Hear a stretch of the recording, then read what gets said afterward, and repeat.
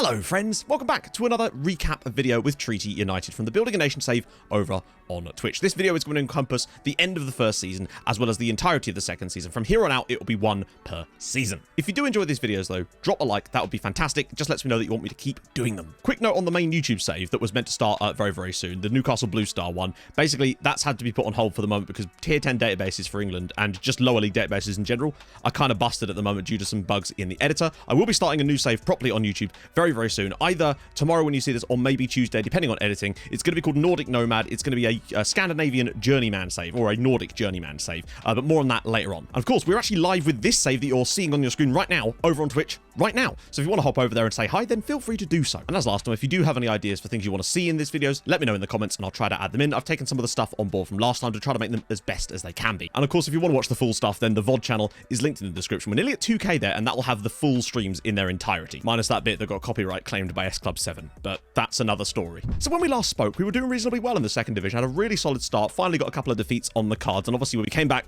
started playing again, and again, some more solid results coming down there. 4-0 win against, well, that was a friendly, I suppose, doesn't really count. A win against, well, defeat against Shelbourne there, some more friendlies in there just to keep the match fitness going though, but again, beat Cork, good win against Covert. You can see that the results are relatively solid, but unfortunately, despite all these solid results, we did start to have a little bit of a struggle towards the end of the season. And in spite of all this incredible results that we were getting, we still only managed to come second in the league, losing out by a single point to Galway, which was very disappointing as we thought we might be able to go up automatically. And as a result, we were sadly put into the playoffs, which is a 6-game playoff potentially in order to go all the way. It's not easy at all. Though we did get a youth intake in that period, and there was Nathan Daly, an attacking midfielder, came through as our best prospect. He's 17 now, of course, but you know, 1.5 stars, 5-star potential, definitely a player in there with some excellent mentals. We found ourselves in the playoffs, and honestly, I could talk you through the playoffs, but I'd rather just let the stream show you the playoffs and all the excitement that came along with it. So I'm hoping that we're the best side in these playoffs as Matthew Blake's ball across, and already we take the lead through Kieran Hanlon. Take in the full occasion and just have a great time with it. So we've done that a lot as well. Colm Whelan, not with the fact they've only had one shot on. Are you shitting me? Done what they're supposed to do to qualify for us. Hanlon puts us in front. Come on. Oh, it's Viking. Oh, don't you dare. Come on, get someone to get the man we took out of 5th spot. Can he do it? He's been good at left back and he scored again. Yes! Come on! It's through! It's Jupiter with the goal! Come on! I'm still worried about the breakdowns of these set pieces because it does always seem like... Oh. Yes! Dean George! 1-0 Treaty after 8 minutes. Hanlon, great first touch! Yes! Treaty 2, Shelbourne 1. Oh, that's a ball. Evan Dunn's played the pass. Dean George to wrap it up. Yes! It's 3! Treaty 3, Shelbourne 1. At the very least, we've got to the playoff final. The armchairs header. That's it! It's 1-0. Get them armchairs in the chat, my friends. Treaty 1, Longford 0. And Blake's ball. Mulcahy! Dave Mulcahy at 43 years old has scored a goal that could send us to the top flight. My voice, I'm so sorry, chat. Come on, Dave. Yeah, no. Oh, please get out of this. Pulls it back for Melody. Yes! Connor Melody puts us back in front again. What is this game? Go on, Ty. Just do your job here. Oh. How have you allowed him to score from that angle? I swear to God, if we don't win this. Yes! Come on! We are going up, my friends, to the top flights in Ireland. What an incredible moment that was for us in those games, particularly winning on penalties in one of them as well. In case you're wondering what the league table looked like, there's us losing it by a single point. I didn't really want to show you earlier because obviously it would have spoiled things because it had the P next to our name, but that was the record that we had. I think we were actually quite unlucky overall if you look at the statistics to not win the league, but it happens. Now over the course of this first season as well, towards the second half of the year, a couple of the youngsters that were at the club when we first got here that were in fact regens sort of forced their way into the team a little bit more towards the second half of the year, and I'll highlight those guys now as well. The first of whom was defensive midfielder / normal midfielder Evan Dunn and his eyebrows, although we've kind of nicknamed him Roy Kent because, I mean, just look at the man, and hopefully one for the future. But he did play a lot of games towards the second half of the first season. He sort of faded away in the second season a little bit as reinforcements had to be brought in to strengthen the side. The other of those players is Saitama. That's not actually his name, obviously. His name's Brendan Carney. But the reason we call him Saitama, well, one punch man, basically, with his 20 punching tendency. He was at the club, of course, when we got here as well, and he was just destined to make himself into this team as an absolute meme. But you'll notice, Man's already got 20 appearances for us, made a couple last year, and has actually played 16 league games for us in the top flight. More on that in a bit, but to celebrate reaching the top flight, the board, of course, turned us professional, which is the biggest goal that we really needed to meet, just to allow us to attract a higher caliber of player and get more secure contracts for the players that we do have. So that wraps up Season 1. Now on to the big one, Season 2, our first in the top flight. Of course, the first thing we did when we got our brand new money, we had a decent wage budget, still the lowest in the entire division, but still a lot more than we were currently on as we had to turn pro, was to start signing some reinforcements and some players for our first season in the top flight. We also in this period signed an affiliate agreement with Strasbourg, of all people. I couldn't believe that the board actually managed to wangle that one, because that would allow us to essentially get some players on loan from them potentially, should they want to come. But we had to do it completely blind because we couldn't get a team report, the board wouldn't let us scout any of the Strasbourg players, and none of them would come on trial. We had to essentially blind loan a couple of them through trying to just figure out the tiniest little things we could see about them, and we did get a little bit lucky with a couple. The first of whom was Marvin Olimbi, who came in for the first part of the season. He was recalled in the middle part of the year, though, by Strasbourg because he wasn't getting enough game time. A much bigger deal was getting Enoch Asante in on a permanent deal. £500 a week he cost us on a free transfer, was at Spurs for a little bit, and you can see from his statistics, I can't really hide those, that he's had a pretty solid season for us. 18 goals in the top flight this year in his first season at the club. He's just an excellent physical player. He's got great Well, he's just basically got very good physicals. The one thing he really does lack is finishing and composure. He was very, very strong in the air for us with his excellent heading and solid jumping reach, so he did score a decent amount of headers as playing as our target forward, but he really did struggle when he was put through on goal in isolated situations to find the back of the net from those, which is a bit of a shame, but he definitely did his job elsewhere, so a very, very strong piece of business from us there, I'd say. Prior to all of that, we'd actually made a couple more signings as we got Vicente as a scout, and he brought with him an enormous Rolodex of options for us. The first of those was Javier Noguera, who came in from Kelm on a free transfer on £500 a week. Now, we love this guy because he can play on both sides. He's got he's got a great left foot and a reasonable right foot. We also managed to wangle the loan of Ethan Deacle-Dax, who we actually had on trial at the very start of the first season, on loan from Hibs for the year, paying £15 a week to bring a player of this kind of quality into the club this season. Absolute no-brainer for us there. But the biggest piece of business of all was Regan Bloody Booty joining us on a permanent transfer. Now, you'll see his wage is very high. Trust me, it was going to be a lot higher than this. We managed to really wangle this deal around a little bit. We actually ended up paying Maidstone £100,000 to get Regan Booty. I wouldn't in any other scenario, but we know what we're getting with Mr. Regan Booty. You just do. And you'll see that this year, 33 appearances in the top flight, a solid 7.1 rating, some assists in there, some goals, some man of the matches. He did get a red card, though, which isn't ideal. We also managed to get Benjamin Bezic on loan from Strasbourg for the year, and you can see a really solid season for him this season, particularly in the second half of the year. Had a good year for us, a really good option, again, on a free loan, so we were happy to take him in. He's definitely one of our better options this season. We also brought Lewis Shipley in on loan from Norwich for the year to play at centre-back for us. Another player that came in on a loan was Liam Smith on loan from Manchester City. Again, they didn't want any money. We also managed to get Callum Gribbin on a free, because when he's available for £150 a week, you don't really say no. Daniel Cleary was another player that joined us sort of midway through the season. He sort of got faded out towards the end of it, but still a really solid option that's on a permanent deal for us, and I think next year he's going to be really useful. As for our first top flight season itself, it actually got off to a reasonable start. You can see here with a 2-2 draw away at Derry. We then got a 3-3 draw at home against Sligo. There was a lot of goals going on. You'll notice here, Regan Booty scored his first goal for the club in the 69th minute. Nice. Blake gets it on the edge here. It comes back to Booty. First time, bang up, bottom corner, and what a brilliant goal from Regan Booty. And to have him score it in the 69th minute, it's fate, isn't it? Then we did get our first win of the season against Finn Harps, which meant that we were actually off to a relatively solid start with no defeats in our first 4. But then the struggles really did start to arrive, sadly. Losing at home to a highly rated team, of course, in St. Pat's, but then losing to Bohemians, then drawing against Galway, who were newly promoted with us after they'd had a red card as well. You'll notice we just weren't scoring any goals anymore, sadly. And then things got even worse in the game against Sligo. Just check this out. Yes, he's able to score it. Oh, for fuck's sake! Yeah, not an ideal day for us at all, with Regan Booty getting a red card in this game too. But we did bounce back, get ourselves a 3-0 victory over Derry, which was good. But then, of course, the defeats started to roll in again. 3-1, 5-3 there. Did get through in the cup, which was important. Like I said, the cup, the League Cup.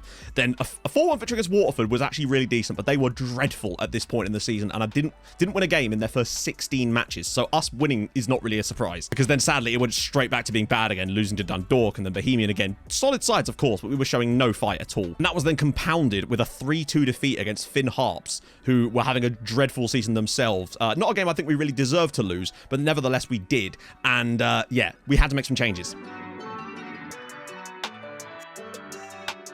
So ignore the fact that there's some more changes in here, which we'll talk about later. And again, there's no players because I wanted to hide some more transfers that joined us later. But the big changes we made at this point in the season was to go to a ball-winning midfielder on defend to give us a player that's dropping back a tiny little bit more at that point. And we also moved from a Metsala to a box-to-box midfielder as we felt that they were kind of conflicting with our winger a little bit in this sort of space. And it really did seem to matter. In addition to that, we also started working the ball into the box a little bit more. We did mess about with the idea of having a secondary tactic that looked more like this, but it just didn't really function particularly well for us in the one game I think that we tried it in. First game that we played that tactic in was against Galway. They had 2 red cards in this game, admittedly, but it was a strong performance with goals from Lewis Shipley and Dean George. And you can see again, we came off the back of that with another victory, this time against Shamrock Rovers, and of course, a game against Dundalk, which we drew 0-0 against a really solid side as well. One thing you'll all notice about all 3 of these matches is that Saitama, the young Irish goalkeeper, started all 3 of them. Now, Tyg Ryan had made some absolutely shocking errors across those other matches too that had really cost us. So out of pure rage, we decided to just drop him for a bit and see what Saitama could do. Immediately got 3 back-to-back clean sheets. Did finally concede a goal against Derry, but we were still able to get a 3-1 victory there, and all of a sudden had taken 10 points from 4 games with our new setup. A home defeat against Sligo was a little bit unfortunate, but it happens. An own goal in there,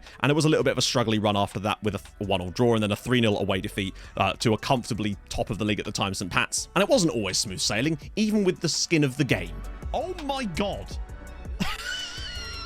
But we managed to bounce back and got ourselves a 3-1 victory rather, away at Waterford, then a 0-0 draw at home against Galway, away rather, which wasn't a great result, and then losing against Bohemian isn't a huge surprise in there too. But then we did get a 4-2 victory against Finn Hearts, with a decent number of goals being knocked in that game as well. Now, it was around about this point in the season that we got a huge scout report through from Strasbourg, basically saying, hey look, here's a load of players that you can bring on loan, and they actually had knowledge of them all of a sudden. So we just kind of went, yeah, all right, we'll see, we'll take all of them off this list and just see if any of them actually want to join us. And then they all did! And that was the moment that the French Armada invaded Ireland. To give you a quick rundown of the players that joined us in this spell, and I believe there's a lot. First one was Elliot Lebeth, another striker, because Cater said he was going to go back. He did eventually come back to us though, so no problems. Just occurred to me I didn't actually show you Cater because he came in twice essentially, but it's listed in further down the list. You see, a striker, 9 goals this year in the top flight. Did have some problems though. You can see his average rating was fairly low, mainly because he was being played in a weird way and it wasn't really working for him. We changed it later and he started to improve a lot. We also had Justin Schweitzer, a right-sided player, Tanguy Venner, a left-back to give back up to Matty Blake, Seydou Wassa, a centre-back because we really needed them. Unfortunately, similar problems, although at least could jump in the air. Kanfori Kaba, who definitely at least, I mean, he's just very good, isn't he? Let's face it, he's extremely good. If I can get him on loan next year, I will. Aymeric Ahmed to give us a bit more depth in the midfield. Antoine Nous, who did get a lot of game time because Noguera got some injuries as well. Habib Diarra mostly made some substitute appearances because he wasn't really suitable for our squad. And in that same period, we also signed Cristiano Fitzgerald from Boa Vista on a free because he was available. Wasn't really the best decision for us in the world, but he was a highly rated Irish talent, and I wasn't about to pass up the opportunity to bring him in. But we also brought in George Nunn because we could. So it made sense for us to bring him in just to give us a bit of backup and to have an option that could play on both the left and also left wing back, weirdly, as well as through the middle if we wanted him to. And we also managed to wrangle the signing of Kieran Brennan, again, on a free transfer after he was released by Sheffield Wednesday. Really happy to bring in a player like this because, again, he can cover right back and centre back, which is super important to have the versatility in a league like this. And that was the last transfer we made because free transfers you can make and put in your squad at any point in the season. In the meantime, we've been slowly getting ourselves through the EA Sports League Cup in that period. Got a bit of fortune in that we actually got a game against Drogheda in the semi-final. Ended up knocking them out on penalties in the end, a second tier side, but we did reach the League Cup final. Sadly, literally 5 days later, went out of the FAI Cup in the first round, which wasn't ideal. We were just starting to see the signs of some struggle again because our strikers weren't quite banging in goals the way we liked. So, before the Derry City game, we made one more tactical tweak, and that was to move our striker on the left to a pressing forward on attack instead of an advanced forward. It just seemed to link the play up a little bit more. He was pressing people, obviously, because he's a pressing forward, but also he wasn't getting quite so isolated from the play, and it just made a massive difference in those first few games. And you'll notice that all 3 strikers in this game scored, even George Nunn playing on the left-hand side. We then sadly lost at home to Waterford in a really shocking game, but then we had the League Cup final against St. Pat's. And incredibly, we managed to beat them on penalties. Cabba scored a goal in the cup for us before Ryan Doherty equalised. They then went in front through Doherty before George Nunn levelled for us. We took them to penalties, and, well, I'll just let this take it away. From the spot, and it's saved by Saitama. Regan Booty from the spot smashes it in the top corner, and we are champions of the League Cup, and Regan Booty has scored the winning penalty to win us the League Cup.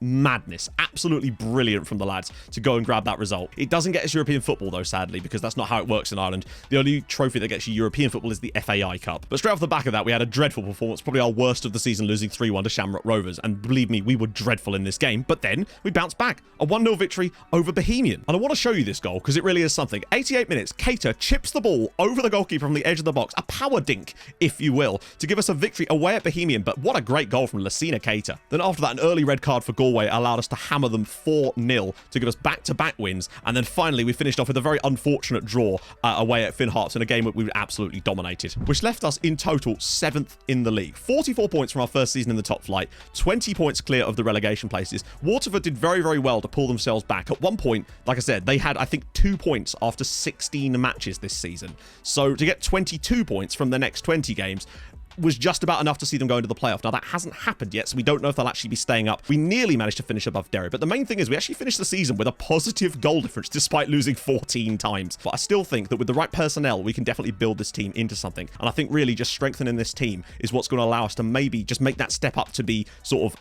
the 50-plus point mark is what we want to be aiming for next year, really. But you just never know. We haven't really had many players break through from our youth ranks this season. Saitama's probably the only one that's played a decent number of games. Evan Dunn's played 4 substitute appearances, as you know, and obviously Nathan Daly has played none at all. He won't just yet, but he might do in the future. This year's plan was just build a squad that can keep us up this season. Next year, we're going to have less players on loan from Strasbourg. I'm going to set a hard limit at like 5 because I don't want it to get silly. That way we can target it a little bit more, and I want to make sure we're building our own squad of permanent signings. That's the plan anyway. In case you're interested in things like the XG table, you can see that actually we probably should have finished higher than we did.